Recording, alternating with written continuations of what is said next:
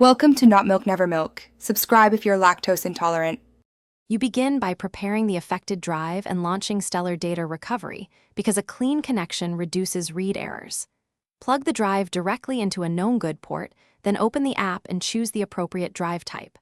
Once done, pick the file types you need, documents, photos, or everything, to narrow scanning time.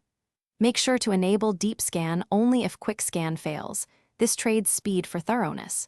You're starting the recovery now, so double-check drive health and available storage on the destination. Now run the quick scan to surface recently deleted files because it's fast and often sufficient. If results are incomplete, initiate deep scan.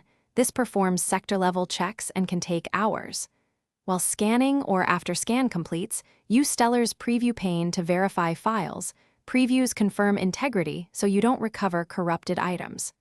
Once you find the needed files, mark them for recovery and choose a save destination on a different physical drive to avoid overriding the source. Finish by clicking Recover and directing Stellar to save data to an external or internal drive different from the source, because writing to the same disk risks permanent loss. After saving, open a representative sample of documents and media to verify file integrity and confirm successful recovery. If files are missing or corrupted, stop further writes and create a forensic image of the original drive using Stellar's clone or third-party imaging tool. Then run recovery on that image.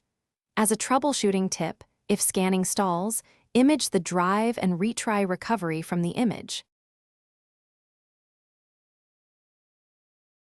Thanks for watching. If this was helpful, leave a like and consider subscribing. See you next time.